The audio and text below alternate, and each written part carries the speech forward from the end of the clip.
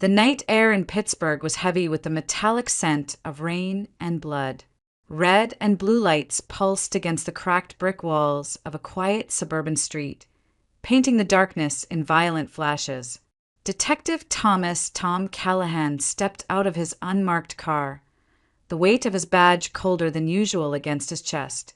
He had seen death before, many times, but nothing prepared him for what waited inside the Keaton residence. The front door hung crooked on its hinges, kicked in with brutal force. Shards of glass glittered across the hallway floor like frozen tears. A framed photo of the Keaton family, Andrew, Laura, their 2 children, lay shattered near the entryway, the smiling faces now splintered and distorted. And in the living room, under the dull glow of a fallen lamp, the scene turned from tragedy to nightmare. Andrew Keaton, a respected contractor in the city, lay sprawled on the carpet, blood seeping into the fibers beneath him. Laura's body was found near the stairs, one arm outstretched as if she had tried to reach for help that never came. Their teenage son, Michael, was slumped beside the coffee table, his eyes still open, wide with terror. All 3 were gone, but there was one more. Tom followed the quiet, trembling sound that didn't belong, so faint it might have been the wind or a broken pipe. In the master bedroom, he knelt and lifted the bed skirt, his flashlight slicing through the darkness. There, curled into a ball beneath the bed, was a little girl. Her dress was soaked in someone else's blood. Her eyes were vacant, her lips trembling but silent. "Sophie," Tom whispered, recognizing her from the photo. "It's okay. You're safe now." But she didn't move. She didn't cry. She didn't speak a word.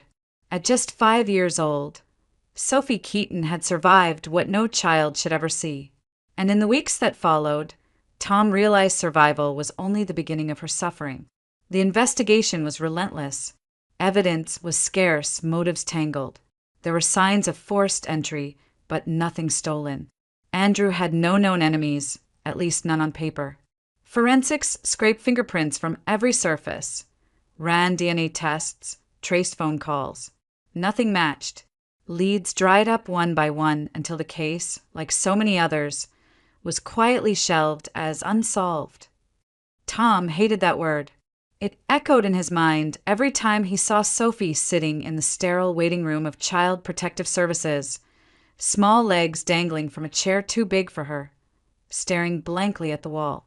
She hadn't spoken a single word since that night. Not to the doctors, not to the social workers, not even to Tom. It was as if the horror had stolen her voice, along with her family. "No relatives?" he asked one afternoon. The caseworker shook her head. "No one's come forward. She'll go into foster care." Tom stared at Sophie through the glass.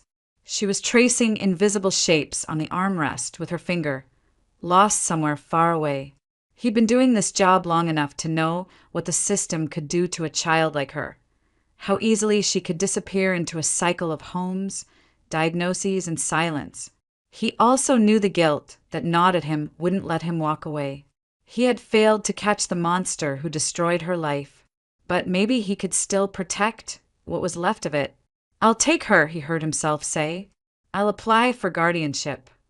The process wasn't easy, but a few weeks later, Sophie moved into Tom's small townhouse on the edge of the city. At first, she floated through the rooms like a ghost, clutching a stuffed rabbit salvaged from the Keaton house. She communicated only with nods and shrugs, or scribbled words on scraps of paper when she had to. Tom, newly divorced and used to silence himself, found their quiet strangely bearable. Over time, he learned her rhythms, the way she preferred the lights dimmed at night, how she froze at the sound of breaking glass, the way she watched the rain with an intensity that seemed to pull her somewhere else. 10 years passed. Sophie grew from a fragile, terrified child into a reserved but intelligent teenager. She still didn't speak, but her eyes carried entire conversations. She still scribbled notes instead of words, but Tom understood her better than anyone else in the world. And every night after she went to bed, He sat at the kitchen table with the cold case file spread before him. Photos, reports, diagrams, the same unanswered questions he had stared at for a decade. Who could commit something so savage? Why leave a single witness alive? Somewhere out there, a killer still breathed the same air, walked the same streets. And Tom Callahan, now more father than detective, swore he would not let that monster remain a ghost forever. The rain had just begun to fall, soft and steady, tracing silver lines down the kitchen window when Tom placed the box on the table. It was simple, wooden, worn at the corners, filled with brushes, pencils, and paints in every color. "For you," he said, sliding it toward Sophie. She was 15 now, her hair longer, her silence deeper. She glanced at the box briefly, then back at the book she was reading, offering nothing more than a slight nod. Weeks passed, and the gift gathered dust in the corner of her room, untouched. Tom tried not to be disappointed. He told himself healing couldn't be rushed. Maybe one day she would reach for it when she was ready. It was on a gray afternoon in late October that he heard it, a faint, rhythmic sound from behind Sophie's closed bedroom door. A soft scratch, like a whisper against paper. He hesitated outside, then knocked gently. No answer. Slowly he pushed the door open. Sophie was sitting cross-legged on the floor, a sheet of paper in front of her, brush in hand. For the first time in 10 years, she was painting. Tom stood there, afraid even the sound of his breath might break the fragile moment. The paper was a storm of motion, spirals twisting into each other, jagged lines colliding, splashes of dark color bleeding into gray. There was no shape, no clear image, only chaos. Yet in that chaos he saw something else too, pain. Pure, unfiltered pain that had lived inside her for a decade, finally given form. When she noticed him watching, Sophie froze, brush hovering midair. But Tom only smiled softly. "It's beautiful," he said. She didn't respond, but she didn't stop either. And that was enough. Over the next few weeks, the paintings multiplied. Every evening after school, Sophie shut herself in her room and filled page after page. Tom never intruded. Sometimes he'd find discarded sketches in the trash, sheets covered in frantic swirls, heavy black strokes, or trembling red circles that reminded him of wounds. But then, one night, as he gathered the scattered pages to stack them neatly, something caught his eye. It was subtle, so subtle he almost missed it. Among the wild lines and splatters, a small, curved shape appeared again and again. Not identical, but unmistakably consistent. Always the same arc, always in the same place, woven into the storm as if it were part of the chaos, yet apart from it. It wasn't random. It was deliberate. The next morning, Tom carried a few of the sketches to a diner on Liberty Avenue where he was meeting Patrick Doyle, his old partner from the force and one of the few people he still trusted. Patrick slid into the booth opposite him, raising an eyebrow at the stack of papers. "From Sophie," Tom said. "She's been painting again." Patrick flipped through them, his expression unreadable. "Looks like teenage angst to me," he muttered. "Tom, maybe it's time to stop digging. It's been 10 years. The case is dead. Sophie deserves a life that's not defined by what happened." Tom bristled. "You think this is about me? She's expressing something. Look closer." Patrick sighed, setting the pages down. "I don't see anything worth chasing. Don't go down this rabbit hole again." But Tom couldn't unsee it. That curve, it gnawed at him. It wasn't just a shape. It reminded him of something familiar, something buried deep in the case file he still opened every night. It was like a scar he had seen before. Driving home, the sketches lay beside him on the passenger seat, the ink still fresh. The rain drummed harder against the windshield as his mind raced back to the photos, the autopsy reports, the evidence bag sealed and forgotten. For the first time in years, Tom felt something stir beneath the heavy weight of failure. It wasn't certainty. It wasn't even hope. It was smaller, quieter, like the faint glow of a match in a long dark room. Maybe Sophie wasn't just painting her pain. Maybe, without realizing it, she was painting the truth. The sketches changed. What had once been storms of shapeless chaos began to take form, hesitant but deliberate. Sophie's brushstrokes grew steadier, her lines more defined. Shapes emerged from the swirls. Shapes that carried stories Tom could feel but not yet understand. One painting stopped him cold. A house, its walls painted in shades of black, so deep they seemed to swallow the paper. Around it, twisted branches clawed at a gray sky, barren and skeletal. And looming over it all was a shape, amorphous, shifting, darker than anything else. A shadow without a face. It wasn't part of the house nor of the trees. It was separate, watching, surrounding, consuming. Tom stared at it for a long time that night, the house lit only by the faint glow from the kitchen lamp. Something inside him twisted. He wasn't just looking at a painting. He was looking at Sophie's mind. He needed help understanding what it was trying to say. The next morning, Tom scheduled an appointment with Dr. Evelyn Harper, a child psychologist known for her work with trauma survivors. Her office was warm, lined with soft lighting and shelves of books and toys meant to make children feel safe. Sophie sat in silence during the first session, sketching quietly in her lap while Evelyn spoke gently about nothing in particular. Her favorite colors, the weather, the art supplies she liked best. By the third visit, Sophie had begun to hand Evelyn her drawings without being asked. Evelyn studied them with the same seriousness Tom had. "The shadow," she said finally, tapping the largest smear of darkness on one page. "It's significant.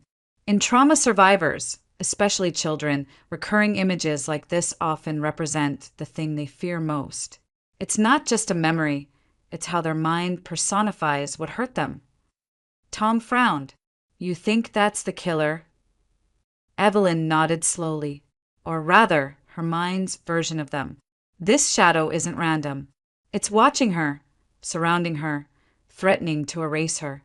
That tells me Sophie doesn't just remember something. She believes it's still out there." The words hit Tom like a blow. Wants to erase her. He had spent years telling himself Sophie was lucky to be alive. But if Evelyn was right, Sophie didn't see herself as lucky.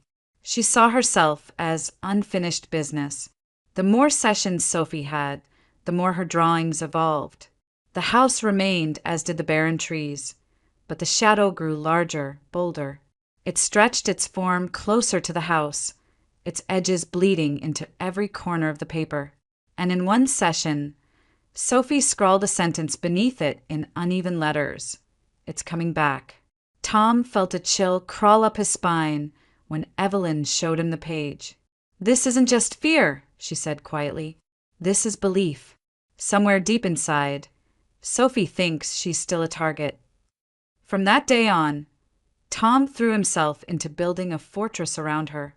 He installed new locks and reinforced the windows.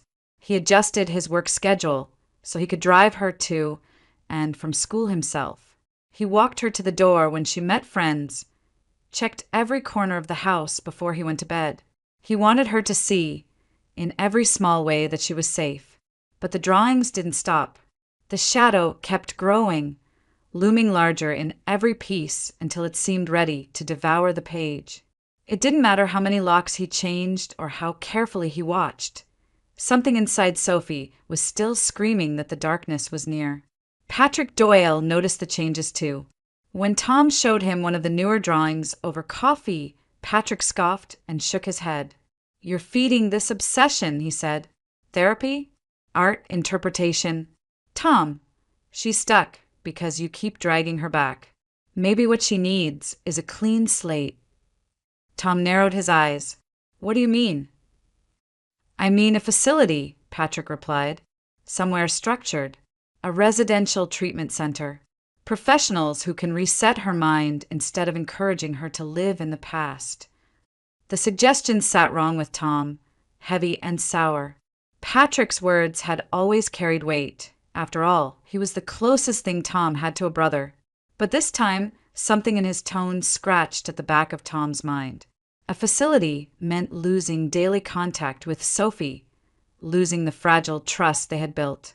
It meant handing her over to strangers. "I'll think about it," Tom lied, folding the paper and slipping it back into his jacket. But as he drove home that night, Patrick's words echoed louder than he wanted them to. And for the first time since the investigation had gone cold, Tom felt a flicker of unease he couldn't explain. It was subtle, buried deep beneath the guilt and the worry, but it was there all the same. A whisper that maybe, just maybe, the darkness Sophie painted wasn't only living in her mind. It was Evelyn who first suggested that Tom join Sophie in her drawings. "Art is a language," she told him after one of their sessions. "Right now, Sophie's the only one speaking. But if you draw with her, you're telling her she's not alone inside that darkness. You're sharing the weight." Tom wasn't sure he had anything worth putting on paper, but one evening he set up 2 sheets side by side on the dining table. Sophie watched silently from across the table, her pencil hovering uncertainly over the page. "I'm not very good at this," Tom admitted, uncapping a black marker. "But maybe it doesn't have to be good." For a long while, there was only the scratch of pencil and the soft hum of rain against the windows. Tom didn't think too much about what he was drawing. He just let his hand move.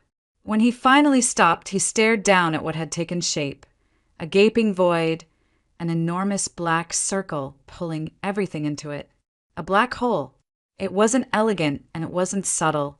It was the fear he'd carried for years. The fear of failing Sophie.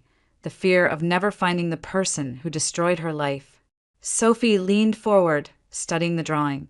Her eyes flicked between the black hole and Tom's face, as if trying to read what he meant.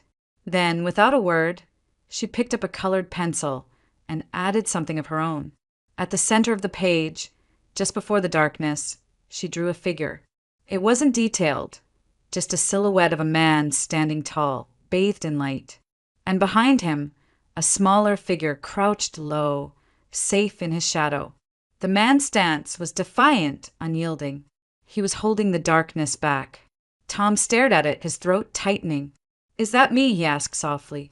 Sophie didn't answer, but for the first time, she looked directly into his eyes and nodded. It was the smallest gesture, but it spoke louder than any word.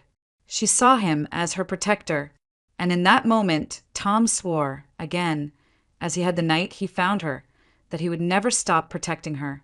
Over the next several weeks, Patrick began showing up more often, sometimes unannounced, sometimes with an excuse as flimsy as just passing by. He brought Sophie small gifts, sketchbooks, headphones, movie tickets. He joked with her, coaxed her to smile, and even offered to take her to art exhibits across town.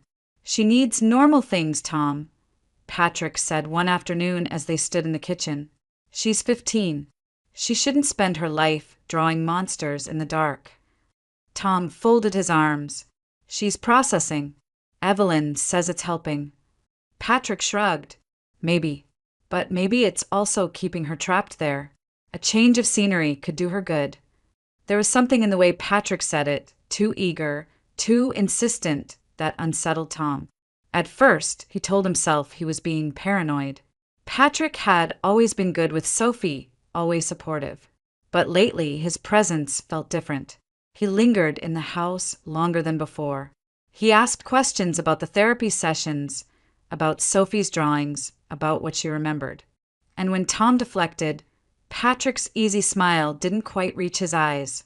One evening, Tom came home early to find Patrick and Sophie sitting together at the table, flipping through her sketches. Patrick was pointing at one of the shadow drawings, saying something in a low voice. Sophie's expression was blank, distant, the same look she wore the night Tom first found her under that bed. Patrick looked up, startled when he saw Tom in the doorway. "We were just talking," he said quickly, "about the art." Tom nodded, but the unease that had been gnawing at the edges of his mind now dug deeper. It wasn't jealousy and it wasn't mistrust, not yet. It was something quieter, harder to name. A feeling that the ground beneath his feet was shifting, almost imperceptibly, but enough to make him lose his balance. For years, Patrick had been the one person Tom could trust, without question. But as he watched him laugh with Sophie, that certainty wavered. Something about Patrick's interest in her healing felt too focused, too strategic, like he wasn't just trying to help, but trying to steer. And though Tom couldn't explain why, a voice deep inside him whispered that something wasn't right. The decision to go back into the archives came late one night, long after Sophie had gone to bed. Tom sat at the kitchen table, the cold case file open in front of him as it always was, pages yellowed at the edges from years of being handled. But this time, something felt different. Maybe it was the shadow in Sophie's latest drawing, stretching its arm toward something small and rectangular. Maybe it was the unease Patrick's visits had left behind. Either way, Tom couldn't ignore the pull any longer. The police archives were housed in the basement of an old municipal building on Grant Street. The air was heavy with dust and silence, the kind of place where forgotten stories slept. Tom slipped in with the ease of someone who had done it hundreds of times before, his badge still granting him access even though he hadn't worked a case in years. The Keaton file sat where it always had, thick, overstuffed, and heartbreakingly incomplete. Tom spread its contents across a metal table under the harsh glow of a single fluorescent light. Photos of the crime scene, autopsy reports, evidence logs. He had memorized them all, but tonight he forced himself to see them as if for the first time. And then he noticed it, a small note in the evidence log he had skimmed 100 times but never truly read. Item 17 silver cigarette case, engraved with initials AK, found near victim's body. Tom froze. Andrew Keaton didn't smoke. He'd confirmed that years ago, no ashtrays in the house, no cigarette butts in the trash, no nicotine traces on his personal belongings. So why was there a cigarette case next to his body? And more importantly, why had no one ever questioned it? He flipped through the photos again, his pulse quickening. There it was, in one of the corner shots, a gleam of silver near Andrew's outstretched hand. He zoomed in with his phone camera. The engraving was faint but visible. AK. It could have been Andrew's, Tom thought. A gift, a keepsake, but it didn't fit. Andrew had been meticulous about appearances, almost obsessive. If he didn't smoke, he wouldn't carry a cigarette case, which meant someone else had brought it into that room. Someone who wanted it there, or forgot it in a hurry. The image from Sophie's drawings flashed in his mind. The shadow's arm extended, holding a small rectangular object that glimmered in the dark. At the time, he had dismissed it as a meaningless detail. Now it felt like a confession hidden in paint. If the shadow was holding the cigarette case, and the case was left near Andrew's body, then Sophie had seen it, which meant the shadow, whoever it was, had been in her room. Not just after the murders, but after she hid. Tom's stomach turned. If the killer had been close enough to drop that case, they had been close enough to see her. Close enough to kill her. But they didn't. Why? He didn't have an answer, but the question wouldn't let him sleep. At dawn, he called Patrick. "Meet me at O'Malley's." "It's important," Tom said, his voice tight. Patrick sounded groggy, but agreed. They met in a booth near the back, steam rising from untouched mugs of coffee. Tom slid the printed photo of the cigarette case across the table.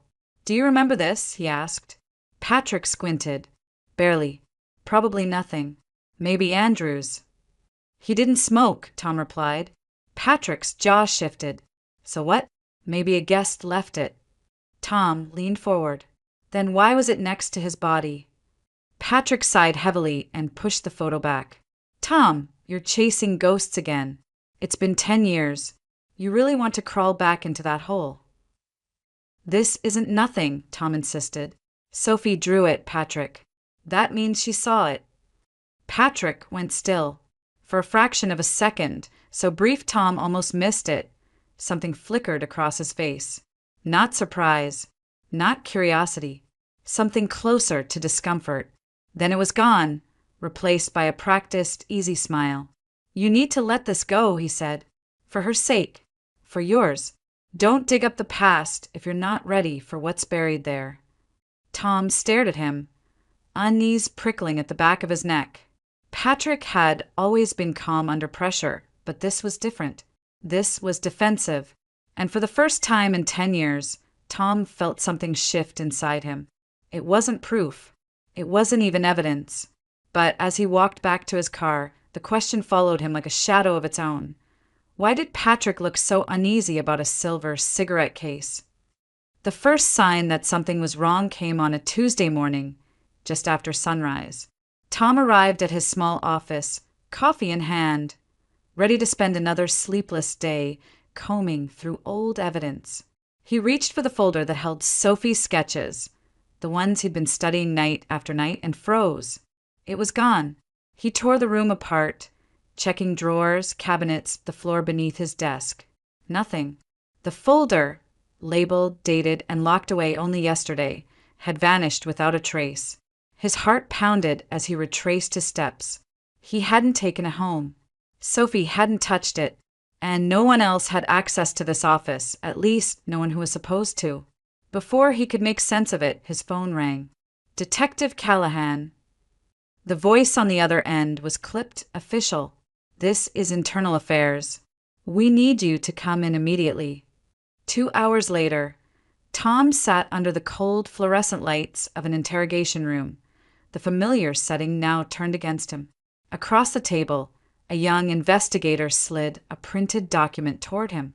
A formal complaint, she said. Anonymous.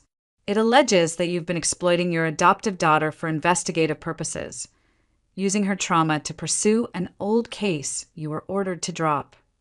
Tom's hands clenched into fists. That's ridiculous. Is it? She pressed.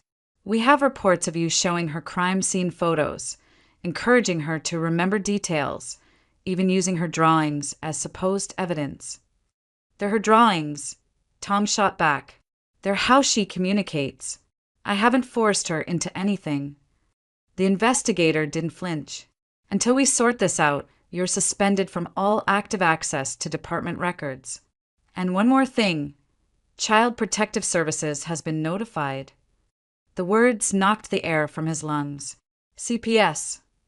They'll decide if you remain fit as a guardian while this is under review.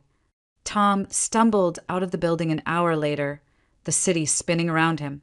It felt like the ground had been ripped from beneath his feet. How had everything turned so quickly? He had spent a decade protecting Sophie, dedicating his life to keeping her safe, and now, in a single morning, someone was trying to rip her away. 3 days later they came. 2 CPS workers and a uniformed officer stood on his porch with a stack of papers and apologetic eyes.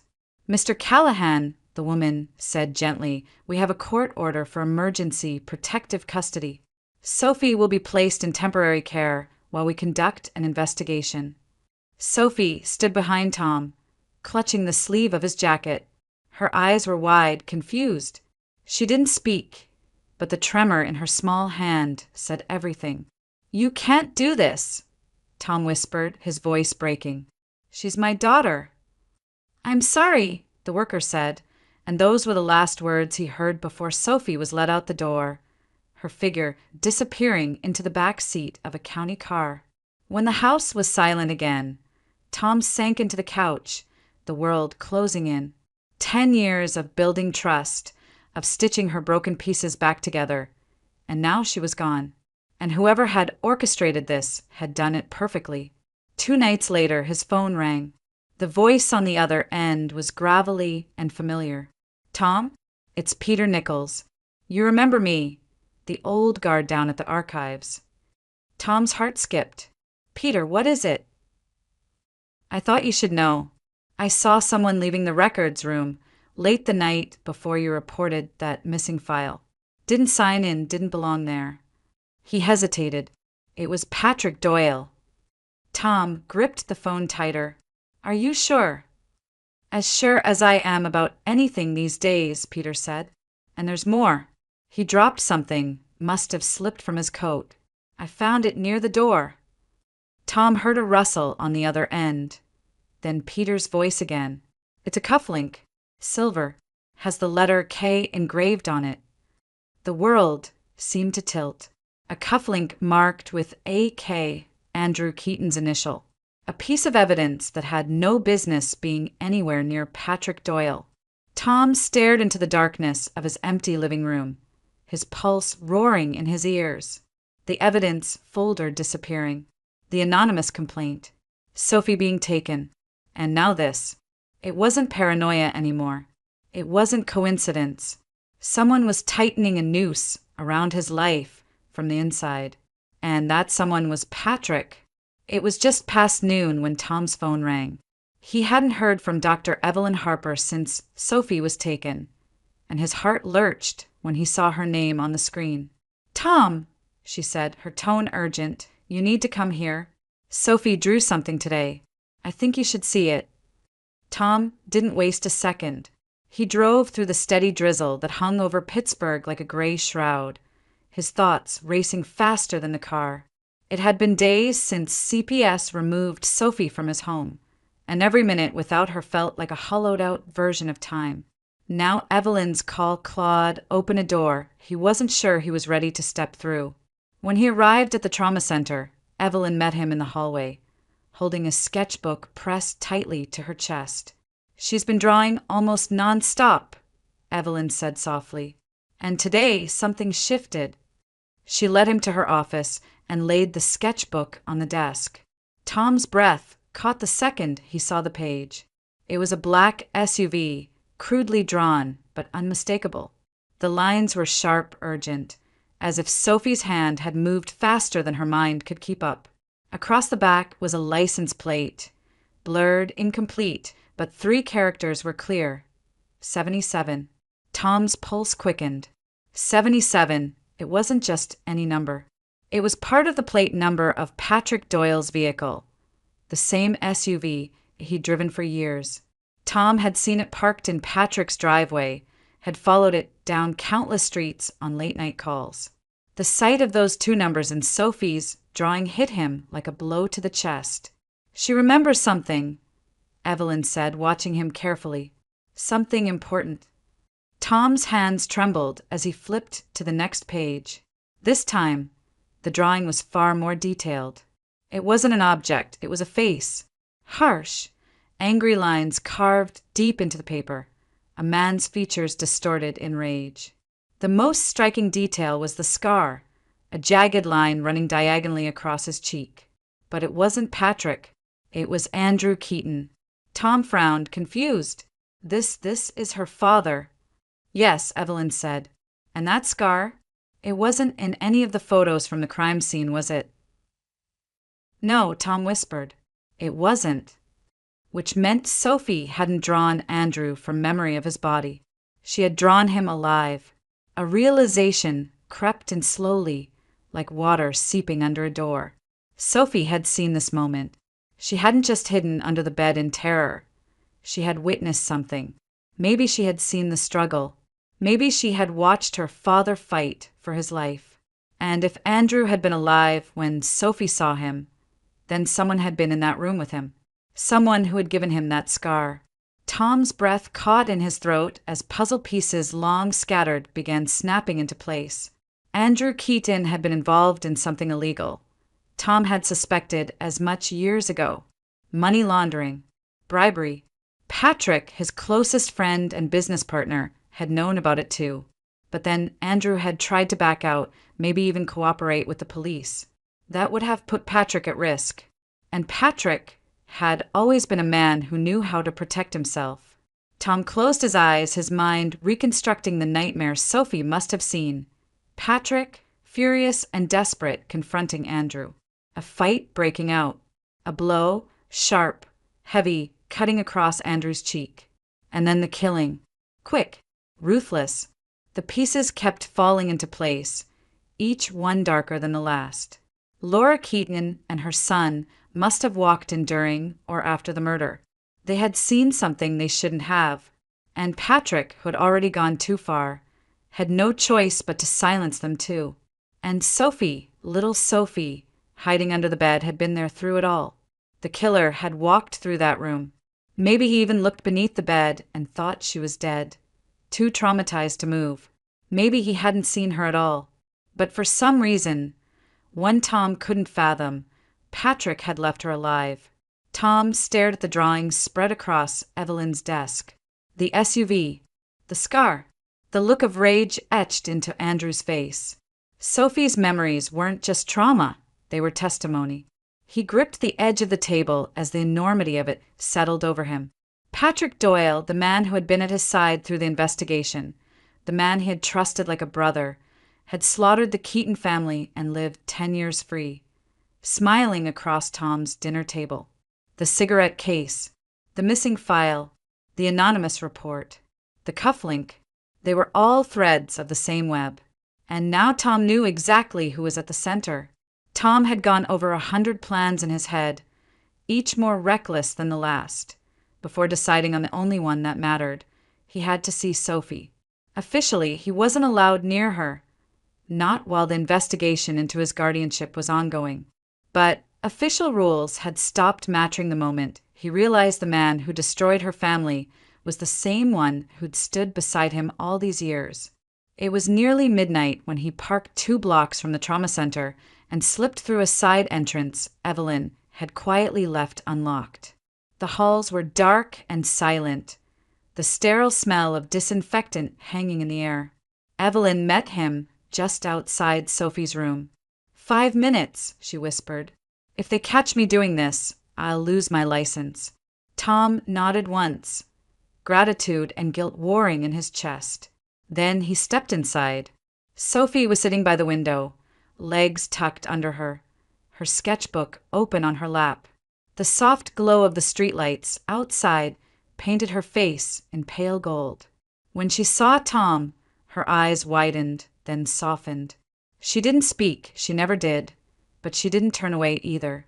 He knelt beside her chair, his voice barely above a whisper. "Hey, kiddo, I missed you." For a long moment, there was only the sound of rain tapping against the glass. Then, so quiet, he almost missed it, her lips moved. "Shadow." Tom's heart stopped. It was the first word she had spoken in 10 years. One word, fragile and trembling, but enough to split the silence that had held her captive for so long. "Yes," he said gently. "The shadow. He's real, and I need your help to stop him." He reached into his jacket and pulled out a photograph, one taken over a decade ago.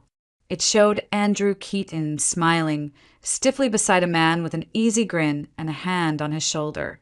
Patrick Doyle. Tom placed it on Sophie's lap. "Do you remember him?" he asked. Sophie stared at the photo for several seconds. Then, with slow, deliberate motion, she lifted her finger and pointed straight at Patrick. Tom closed his eyes. That was all the confirmation he needed. "I need you to do one more thing," he said softly. "Can you draw him? Not like a shadow. Draw the man you saw that night. Every detail you remember." Sophie hesitated, then picked up her pencil. Tom stayed with her in the quiet, watching the lines form under her hand. Bit by bit, a face emerged, angular, hard, distorted by rage. A diagonal scar slashed across one cheek. The eyes were wild, desperate. It was Patrick, unmistakably so.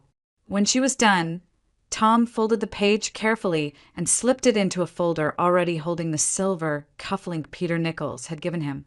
It wasn't enough to put Patrick away yet, but together they were pieces of a puzzle that, once complete, could end this nightmare. The next morning, Tom walked into Captain Raymond Sykes' office and laid the folder on his desk. Sykes studied the evidence in silence, flipping through the photos, the sketch, the cufflink. "This is thin," Sykes said finally. "A defense attorney will rip it apart." "I know," Tom admitted, "but it's something. And if I can get him to talk, to slip up even once, that's all we'll need." Sykes exhaled heavily. "I'll give you 24 hours. After that, if you don't bring me something solid, this case goes back in the drawer." 24 hours. That was all the time Tom had to end a 10-year hunt.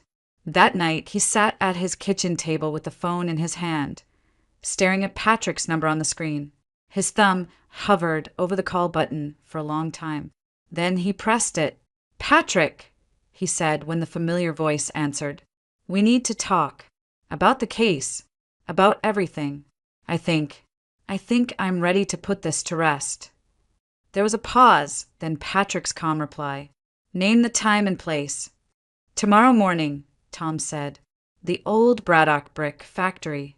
See you then, Patrick said, and the line went dead. Tom stared at the phone, the silence in the room louder than any sound. If all went according to plan, by this time tomorrow, the shadow that had haunted Sophie's life would finally have a name and a face in the eyes of the law. The portrait was unlike anything Sophie had drawn before. It wasn't just a man's face. It was a confession on paper. The lines were harsh, carved deep into the page, the strokes jagged and deliberate. Patrick's features emerged in chilling detail. The diagonal scar slashed across his cheek, the sneer twisted into something almost animal, and the eyes, those hollow, furious eyes that seemed to stare straight through the paper. It was rage and fear and guilt, all bound together in graphite and ink.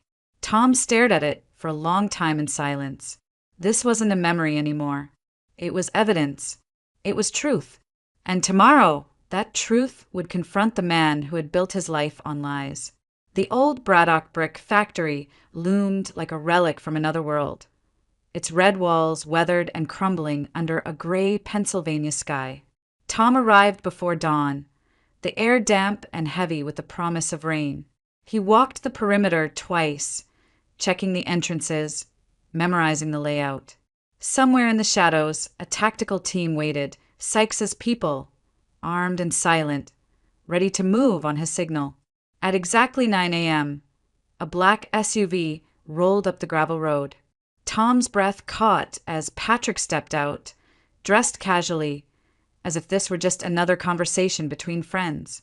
He approached with the easy confidence of a man who believed himself untouchable. Tom, Patrick greeted, spreading his arms. 10 years, and you still chase ghosts. I thought we were past this. Tom didn't move. We're not past anything. Not until Sophie gets justice. Patrick chuckled, low and humorless. Justice? You mean vengeance. You're trying to fix what you couldn't solve. That's what this is about. It's about them, Tom snapped. Andrew, Laura, Daniel, and a 5-year-old girl who hid under a bed while you slaughtered her family. Something flickered in Patrick's eyes, something cold and reptilian. Then he sighed and rubbed the scar on his cheek. I didn't mean for it to go that way, he said quietly. Andrew was going to talk. We built everything together, the accounts, the shell companies, and then he got cold feet. Said he was done. Said he'd turn himself in. Tom felt the words sink into his bones. So you killed him. I silenced a liability, Patrick corrected. Laura and the boy walked in. They saw too much. I couldn't leave witnesses. And Sophie, Tom demanded, his voice cracking. Patrick's expression shifted into something like amusement. I thought she was dead, curled under that bed, pale as a ghost. I figured it was fate, a sign that I was meant to walk free. And I did. Tom's hands trembled, but his voice was steady. Not anymore. He pulled the folded sheet from his jacket and handed it over. Patrick frowned and opened it and froze. The color drained from his face as he stared at Sophie's drawing, at the twisted face with the scar and the eyes that betrayed his soul. She remembers, Tom said softly. Every second, every detail. Patrick's hand drifted unconsciously to his cheek, fingertips brushing the scar. His breath quickened. No, he muttered. No, she was 5. She couldn't have. She did. Tom cut him off. And soon the world will know too. Panic flashed across Patrick's face. His gaze darted around the empty factory floor, searching for an exit. Then, in one desperate, irreversible motion, he drew a gun from inside his jacket and aimed it at Tom. You should have left it buried, he hissed. You should have walked away. But before he could pull the trigger, a voice rang out from the shadows. Drop the weapon. Figures emerged from the dark, tactical officers in body armor, rifles trained on Patrick. Sykes stepped into the light behind them, his badge glinting. "It's over, Doyle. Don't make this worse." Patrick's composure shattered. He spun and bolted, the gun still in his hand. "Stop him!" Sykes shouted, and chaos erupted. Tom chased him through the labyrinth of rusted stairwells and echoing hallways, boots pounding on concrete. The factory was a maze of forgotten machinery and narrow passages, the air thick with dust and adrenaline. Patrick fired wildly over his shoulder, the shots ricocheting off steel beams. They burst onto the upper catwalk, the floor crumbling beneath their feet. Patrick stumbled, cornered now by the drop on one side and armed officers closing in on the other. He looked at Tom, chest heaving, eyes wild. "It doesn't matter," he spat. "They'll never convict me without a witness." "You're wrong," Tom said, stepping closer.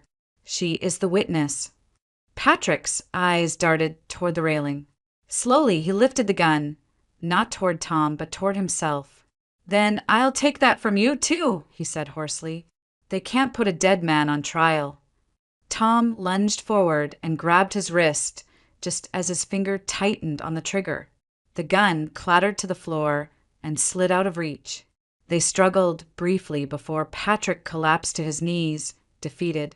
Tom stood over him, breathing hard. "No, you don't get an escape," he said, his voice low and steady. "You're going to live. You're going to wake up every day and remember what you did to Andrew, to his family, to Sophie. That's justice." Patrick stared at the ground, trembling as officers swarmed in to cuff him. For the first time in 10 years, the shadow that had haunted Sophie's life had a face, a name, and a future. One spent behind bars, where it belonged. The trial was everything Tom had imagined and dreaded all at once. It stretched on for weeks, an unrelenting procession of evidence, witnesses, and the chilling details of a crime that had haunted the city for a decade. Patrick Doyle sat at the defense table, his once easy confidence replaced by a hollow stare. Piece by piece, the truth unraveled.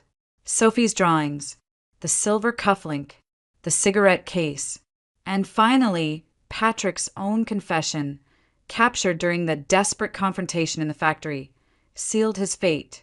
When the verdict came, the courtroom was silent. "Guilty," the foreman said, his voice steady. "On all counts." Patrick didn't speak, didn't look at Tom or Sophie. He simply stared straight ahead as the judge delivered the sentence. Life imprisonment without the possibility of parole. It was over, but the trial's impact reached far beyond one man. Patrick's testimony, given in a final bid for leniency that never came, tore open an entire criminal network. Bank accounts were frozen, shell companies exposed, and several high-profile arrests followed. For the first time in years, Tom felt the heavy shadow of the Keaton case begin to lift, not just from the city, but from his own shoulders. A week later, Chief Raymond Sykes called Tom into his office. "The department wants you back," Sykes said. "Full reinstatement. You've earned it." Tom stared at the badge on the table, the same one he'd carried through every crime scene, every interrogation, every sleepless night. It had been his identity for most of his life. But as he thought about the girl waiting at home, the girl who had whispered shadow for the first time in a decade, the decision was easy. "I appreciate it," Tom said quietly, pushing the badge back across the table. "But my most important job isn't behind a desk anymore. It's at home." Sykes nodded slowly, understanding in his eyes. "You're a hell of a detective, Tom, but you're an even better father." The days that followed were quieter, gentler. Sophie had returned home weeks before the verdict, and though the road ahead was still uncertain, something fundamental had shifted in her.